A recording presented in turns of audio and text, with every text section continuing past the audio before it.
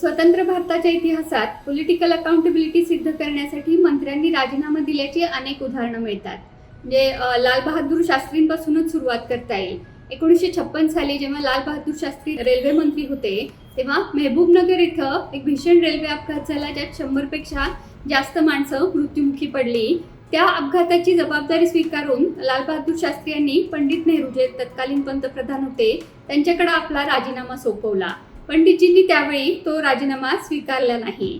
त्यानंतर 2-2.5 महिन्यांनीच अलायूर येथे पुन्हा एक भीषण ट्रेन ॲक्सिडेंट झाला, ज्यात पुन्हा 100 पेक्षा जास्त माणसं मृत्युमुखी पडली.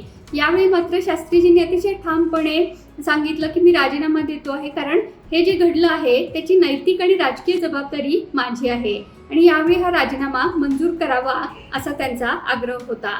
पंडित नेहरूंनी देखील मनात नसताना त्यांचा राजीनामा मंजूर केला आणि त्यावेळी त्याबद्दल त्यांच्यावर त्यांच्याच कॅबिनेटमधल्या सहकाऱ्यांकडून, काँग्रेसच्या खासदारांकडून टीका देखील झाली, कारण शास्त्रीजींनी राजीनामा देऊ नये असंच सगळ्यांचं म्हणणं होतं. जो अपघात घडला त्यात लाल बहादूर शास्त्रींची काही चूक नाही आहे, तर रेल्वे बोर्डाच्या टेक्निकल चुकीमुळं ते अपघात घडलेले आहेत.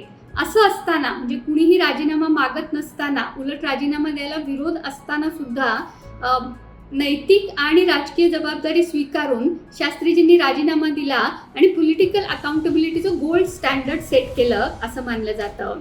त्यानंतरही नितीश कुमार किंवा सुरेश प्रभू यांनी रेल्वे अपघातांची जबाबदारी स्वीकारून रेल्वे मंत्रिपदाचा राजीनामा दिलेला आहे. किंवा 26/11चा जो दहशतवादी हल्ला झाला मुंबईवर, तर त्याची रिस्पॉन्सिबिलिटी स्वीकारून तत्कालीन केंद्रीय गृहमंत्री शिवराज पाटील आणि महाराष्ट्राचे मुख्यमंत्री आणि उपमुख्यमंत्री विलासराव देशमुख आणि आर आबा यांनाही राजीनामे द्यावे लागले होते. UPAच्या काळात तर भ्रष्टाचाराचे आरोप झाल्यामुळं आणि इतर काही कारणांमुळं मंत्र्यांनी राजीनामे देण्याची अनेक उदाहरणं दिसून येतात. आणि मुळात एका मंत्र्याच्या राजीनाम्यानं पूर्ण व्यवस्था सुधारणार नाही आहे.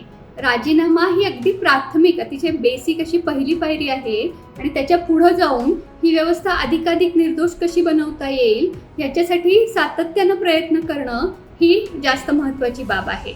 आणि हे घडून येण्यासाठी जनतेनं आपण निवडून दिलेल्या प्रतिनिधींवर आणि सत्ताधाऱ्यांवर सतत वॉच ठेवणं हे, आणि म्हणजे केवळ निवडणुकीत मत दिलं म्हणजे आपली जबाबदारी संपली असं न मानता राज्यकारभारावर नियंत्रण ठेवणं, वॉच ठेवणं आणि सत्ताधाऱ्यांना अकाउंटेबल बनवत राहणं हे देखील तितकंच महत्त्वाचं आहे.